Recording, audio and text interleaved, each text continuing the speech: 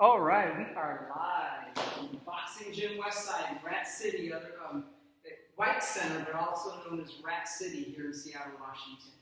All right, so back with Alex. The way we're going to run the class today is Essentials 3. It's 3 out of 4 fundamentals classes to just introduce you to some very, very basic boxing. And the way we're going to run the class today is we will demo what we would like you to work on. You'll need, for today's workout, you'll at least need a timer, let's put it that way. Modifications can be made for pretty much anything we're going to do, but you'll at least need a timer. One thing I do sometimes, Alex, I don't know if I shared this with Alex before, is sometimes I'll play a song and I'll work by songs.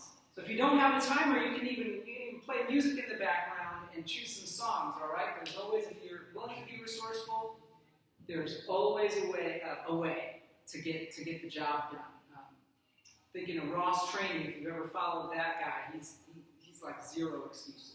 All right, enough of that. So we're going to go, we're going to give you a little demo of each round, and then we invite you to pause the round and do your work, and then hit play again, and then you can pick up right where we left off between rounds so that we can instruct you on what to do next for your work.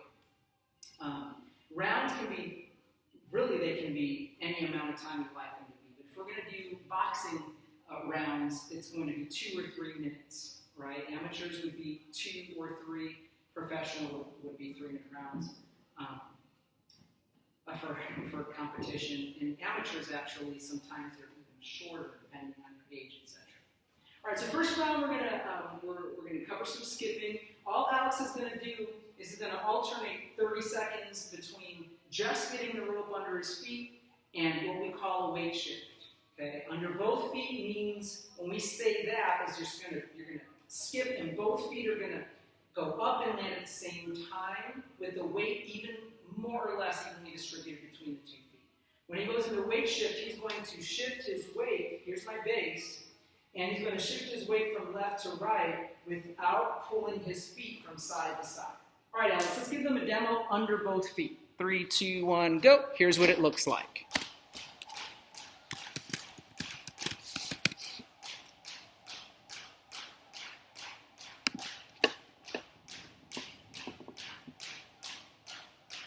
Trying to get us a little bit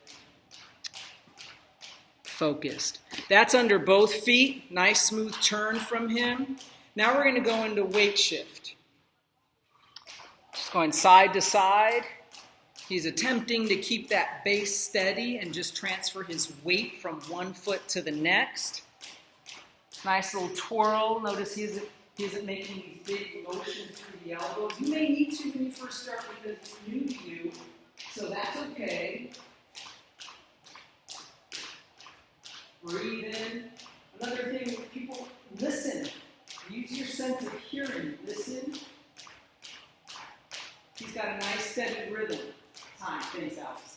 Stat, stat, stat, stat, stat, stat, stat, stat. And you can hear when the rhythm goes off that it's warning you you're going to miss. All right, so set your timers for 2 or 3 minutes. You're going to do 30-second intervals, alternating between those 2 for the whole round. If you need to take a break because it's super new to you or you're messing up a whole bunch, don't worry about being too frustrated. Don't worry about being too frustrated about that. Just give yourself measured breaks as you go and be consistent so you can build up. All right, go ahead and do that. Pause the video and then play again so you can see the next demo. Alex, we're going to go right into the next demonstration. This next round, he's going to do figure 8s. And we call it, there may be another name for it. I'm not going to argue with someone about what the actual name is for the figure 8s, but we just call them figure 8s around here. And he's going to go under his feet, both feet, at the same time with that weight evenly distributed, although you could also run it out, etc. Get really creative the more comfortable you are on the go. He's going to go under both feet 4 times, and then he's going to do his figure 8 4 times. I recommend counting it. I'll count it for him. See it, Alex? He's going to go 1, 2, 3, 4, 1, 2, 3, 4, 1, 2, 3, 4, 1, 2, 3, 4, 1, 2, 3, 4, 1, 2, 3, 4 times. And that's how that goes. Okay? Try to keep the handles together and really carve out a good circle as you pop, pop. Listen. Make contact with that rope. Try to keep it smooth, nice and taut on the rope as you go through and establish a steady rhythm. Sometimes people will kind of stack their hands a lot and pull the ropes out and cause the rope to tangle. So just let your hands move together, and if you have that problem, let the right go over the left as you move to the left, and left on top as you twirl to the right, and see if that works better for you, okay? Pause us here and go ahead and work on that for a round before we go on to footwork. All right, Alex, let's go footwork.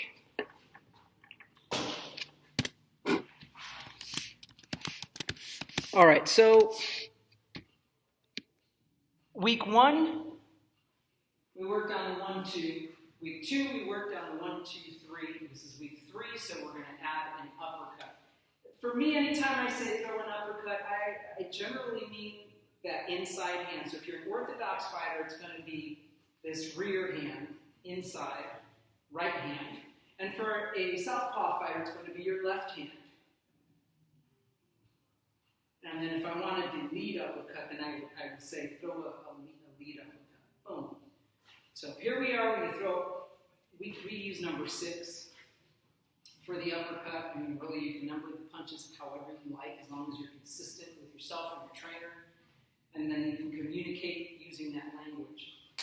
But first, let's do this. Let's start with a 1, 1, 1, 2, just to get warmed up to our footwork. So Alex, 3 jabs forward and across. He's going to step and follow. So he step, follow, step, follow, step, follow, and throws across at the end of that last jab.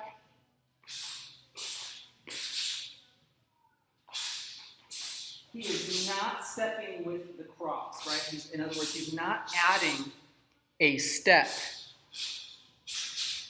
with the cross, but his foot is following on the cross. So when he takes that last step forward on the jab, his right foot follows him on the cross, and the reverse is true as he steps back on the jab.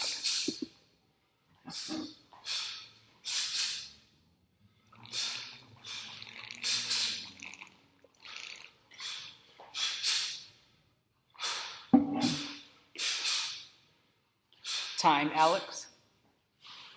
I recommend you go another 1 or 2 minutes with that, so go ahead and pause the video and finish your round with that, and then get ready to play and continue with the next round. Let's just add a hook to that. Something real basic, real simple, jab, jab, jab, cross hook.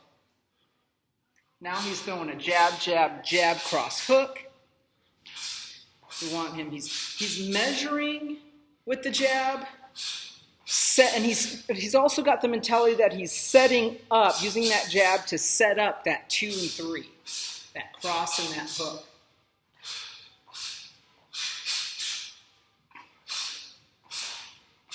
We don't have him stepping on the 2 and 3, not because it's wrong to do so, but because this is a beginner level class, and we want you to be able to establish some good balance and coordination with your punches, and how to really stop and deliver your punch with some force. Time, Alex. Do another minute or 2 of that, right? So let's get a full round, which or whatever time sequence you decided works for you today. Working on that combination, jab, jab, jab, cross, hook. And remembering that jab's measuring, setting up your combination, your 2 punches, your cross and hook, which are aimed at the chin. Cross goes straight down the middle, boom, the hook immediately follows to land on the chin. We're shifting weight, boom, forward, back. If you're confused about that, I recommend going back to last week's video where we teach you how to throw the hook and we cover that weight shift. All right, we're going to move, so go ahead and pause the video. We'll move right along. For the next round, we're going to work on we're going to teach you the uppercut, that uppercut that I mentioned earlier. The way I liked teaching it up to now, and if I learn something new, I'm happy to share that and implement that. But right now, it's just I'm in my guard. I want to seek here. What we don't really need to do is turn our weight back. In essence, pulling back, down, around, and up. Right? So that's a no. Just sit. I'm in my stance right now. Back heels up. I sit and I load my right side from the orthodox stance. Left if you're southpaw. I sit into that, and then I turn and spring. So I say sit, turn, and spring. So it's a sit, turn, and spring. And I want to direct, turn my hips, and I'm springing off that turn and driving and directing the force upward. For the sake of learning today, we're going to imagine we're throwing this at the chin as well, as aiming to pop that head up. If that doesn't rock them, then whatever punch we throw next will be set up to do that. We're going to sit, turn, and spring. Sit, turn, spring. No pulling back, right? We're shifting and sitting. We're not turning our weight backwards. Nor do we want to drop our hand down to loop it upward. We want to minimize the amount of time that this hand spends away from our face. So, in other words, we want to throw the punch efficiently. Alex, let's see if you can throw that uppercut. Sit, turn, spring. Okay. Careful not to shift too far back. Just boom, pop.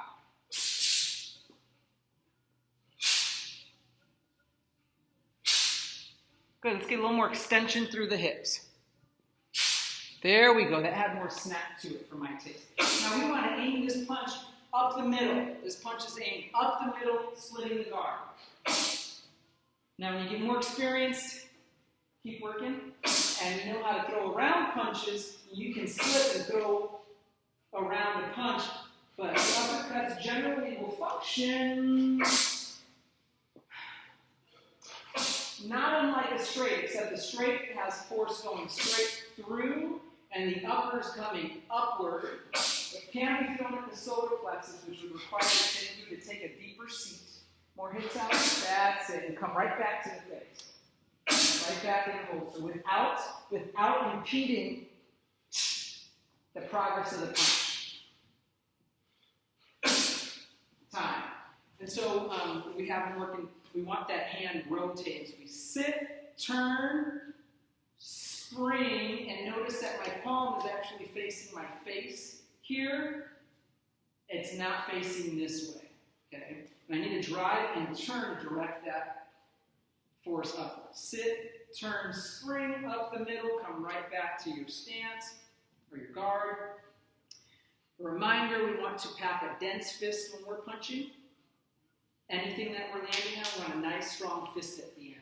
All right, Alex, let's just go through an uppercut hook, just in place. Here's a combo for you to work on for the next 2-3 minutes. Really turn into it and then drop into that hook. 3 more times.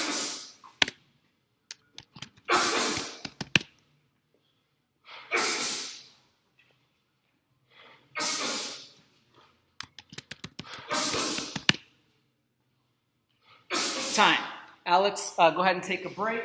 Let's take another minute or two, pause the video, work on that just a little bit more. Uppercut hook. Uppercut's going to be thrown at closer range, generally speaking. You can throw from a mid-range as well. I'd be very careful about throwing it from a long range. I think I've seen some Cuban fighters be able to get away with something like that. We just want that away. So for now, work on it more. The range, you're going to vary the angle in the elbow. If you want something closer, that angle will be smaller. If you want something a little bigger, it'll be a little bit longer. But just work on that. Get some reps in so your body has a chance to start figuring out how it needs to be organized to start throwing some of these punches. All right, pause, work on that, and then catch up with us. All right, so Alex, let's get on the bag a little bit. If you'd grab the gloves. We're going to get Alex on the bag. He's going to demo. We're going to pause in between. The first round, we're going to have you work on a triple jab cross, and then just belt out a 1-2, 1-2. Those straight punches should be as straight as possible. If you notice when I throw we don't want flared elbows when we're driving from here. Boom, boom. I drive from the center mass of my body, and from right here, I turn forward, elbows in, I get that rotation straight down the middle. I don't expect that. Most students don't look exactly like that when you first come in and start learning how to box. That's what we're aiming for. Alex, here's a triple jab cross. Just keep working as I talk, Alex. Pop, pop, pop, pop. Listen to that timing. Pop, pop, pop, pop. Nice straight punches down the line. Pop, pop, pop, pop. And notice he's stepping left and right with the jab. Come right with it this time. Good. So that's a triple jab cross. Now, Alex, let's see you belt out a 1-2, 1-2. Good. And then take a little side step after. Either direction. Again, one more time. Good. Time. This is Alex's second video we're recording. That's why he looks good and sweaty. He's being a trooper. So alternate between those two. Set a 2 or 3 minute round. You can do it as intervals, or you can just integrate them. Work on the triple jab cross a bit. Boom. Just take a break from that. Pick up the pace a little, the 1-2, 1-2, and a step left or right. Have some fun with it. Press pause. Get your timer going. Join us for the next round when you're done. All right, Alex, next round, let's just stand there and throw a 1, 2, 3. Here's the next round. Is round 2 on the heavy bag or shadow boxing, depending on your equipment.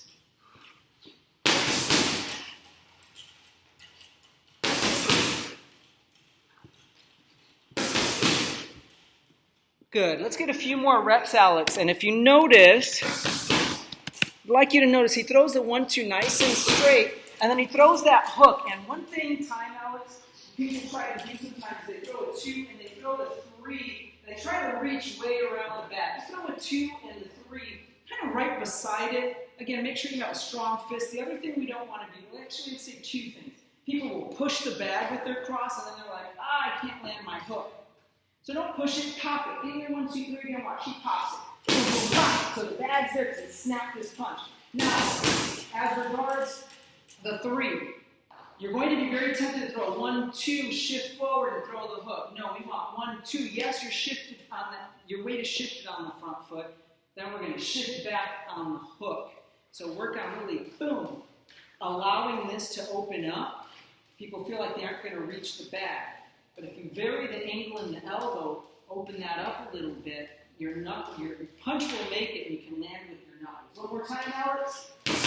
Great. Time.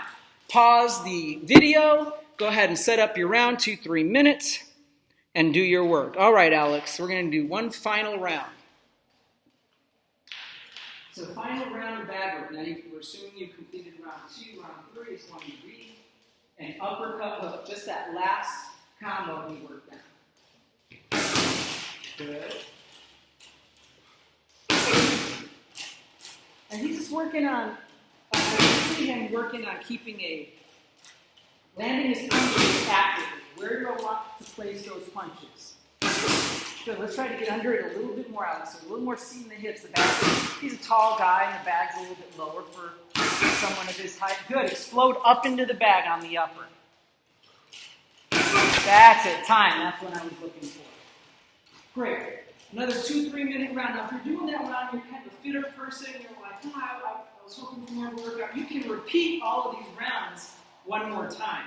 Okay, you can also just add a 1-2, 1-2 in between practicing a handful of those 6-3s, those uppercut hooks, just to pick up the pace in that round a little bit. Okay, those are a couple things you can do to make it more of a challenging workout in terms of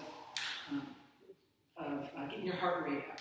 All right, Alex, we're going to go over some basic defense. You'll have a few rounds of work on for that. Let's see. Make sure I'm not missing anything. I'm checking my notes here.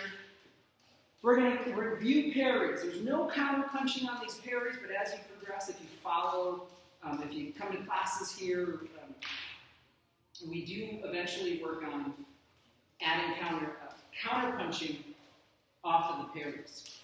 So Alex is just going to throw some jabs. I'll have to throw some jabs for a bit, and you can pause the video to practice on your own. Move around a little, parry, like you're parrying the jab. And then we're going to parry the cross, and we're going to parry the inside uppercut, the 6 that we were working on today. All right, Alex, let's give it a shot. So Alex is going to throw, that's good right there. He's going to throw a jab. And you're just going to parry. Remember to use the strong part of your hand. Alex, let's go a little bit slower. Just a little bit, about 10%. There.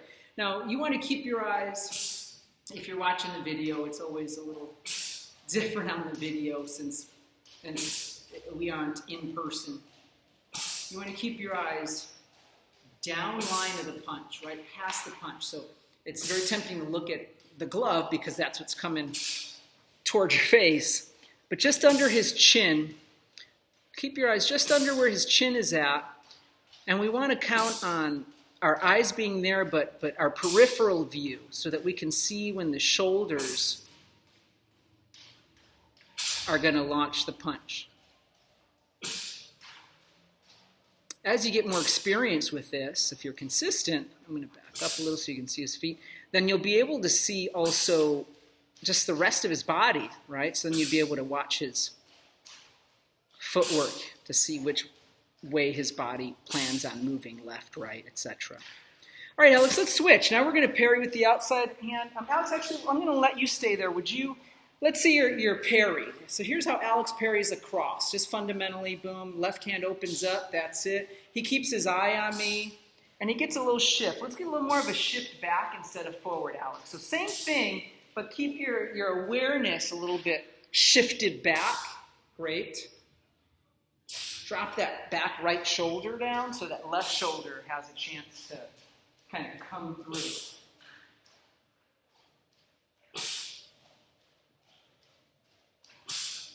I don't know if you can tell, but I can tell from here that he is opening his hand for a strong parry.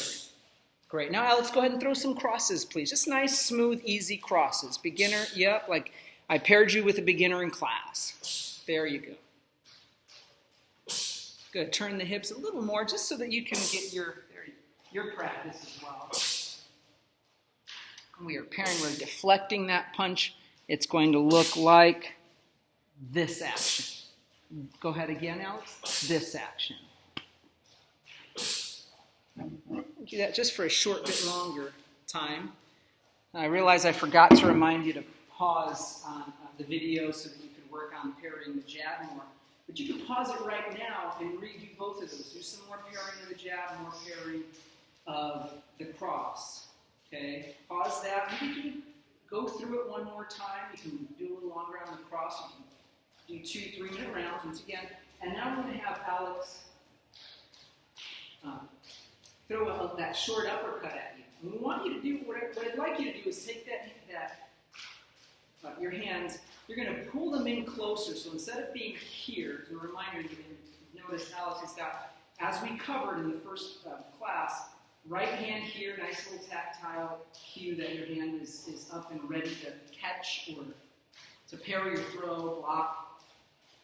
Left hand's a little forward, already measuring distance, ready to pop some nice short jabs at whatever's coming at you.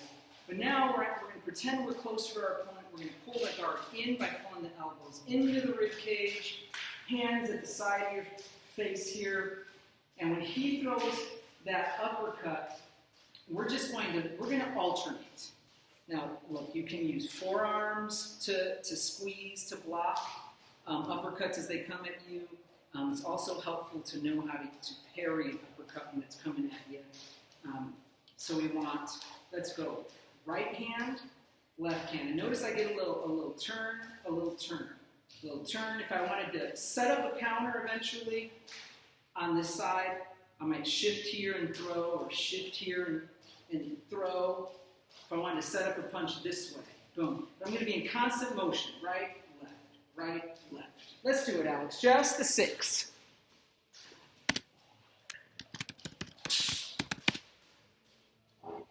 Keep it short. Try not to get as Alex. Try to minimize, Alex, that when you're doing the uppercut, sometimes you're getting a bigger shift here. Let's try to direct some of that here instead. Just to straight down and turn up. That's it. Work that out. He's going to see. He has an opportunity to practice refining his uppercut while you have an opportunity to work on parrying said uppercut. Come right back to your face so you don't eat one of my hooks. That's it. Come back to your face with that and pull that left glove in tighter to your cheek, the left one. That's it. Now go. Right? Because we're pretending we're closer to each other now. We're right up inside. Time. All right, so Alex gets a break. The rest of you are going to continue working on that. If you need the visual reference, you can back the video up like 30 seconds, or you can just continue, boom, practicing that parry. You can also do that in the mirror. And that is all we have for you today. If you are finding these videos helpful, please like and comment on them. You can share them with your friends. I'd love some feedback at ratcityboxing@gmail.com. You can even send me up to 90-second video of you doing whatever skills you're doing, and I'm happy to email you back with some coaching tips or cues on what I think you could do that would benefit your boxing skills the most. And finally, we've moved to phase 2 here in King County in Seattle, which means that we are able to teach modified group classes, indoor, outdoor, and online. We're doing all 3 of those right now, as well as if you're a student, we post a couple workouts a week, so if you can't access any of those, then you at least have something written out. So opening our doors this week, we're excited about that, having students back in the gym.